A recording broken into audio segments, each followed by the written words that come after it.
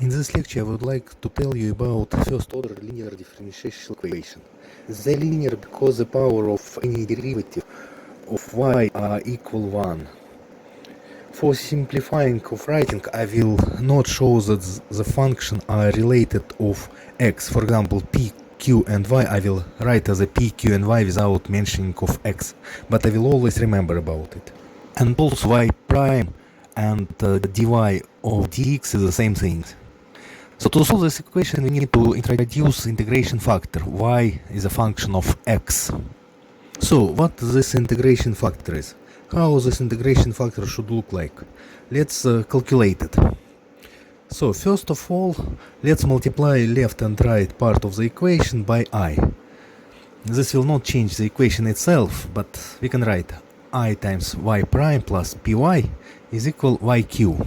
When we open brackets, we can see that iy prime plus ypy is equal yq. And now let's write the product rule for yy. Iy prime is equal iy prime plus I prime y. And as you can see, the first part of the sum iy prime is equal, and I prime y we can make it equal to ipy. So let's say I prime is equal ip. And this is the form of our integration factor. So we can write that iy prime then equal iq from these two equations.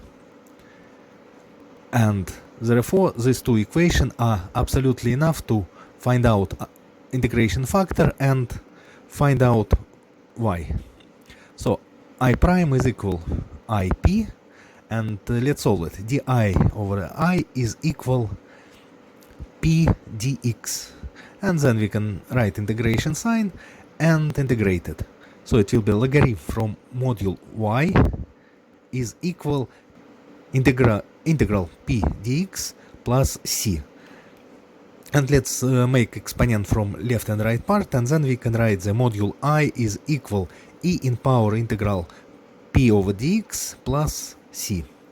And then we can move this constant c in front of exponent and write it as a times e in power integral from p dx.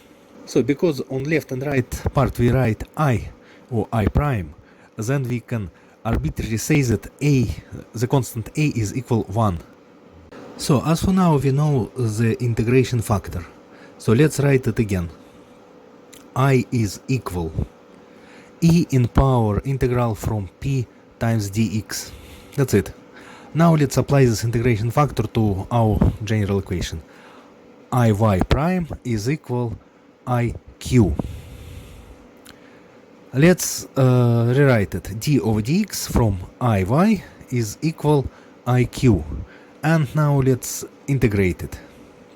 So we can say that iy is equal integral from iq and plus constant c. This constant c is from integration of the left part, and this is very important to keep it. And now we can say that y is equal 1 divided by I integral from iq dx plus constant c divided by I.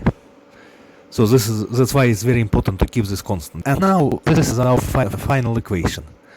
So let's try to solve a simple example. We already solved this example on previous lecture. So y prime is equal to xy.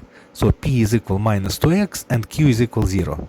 Therefore integration factor I is equal e in power minus integral from 2x over dx, and it's equal e in power minus x squared plus c.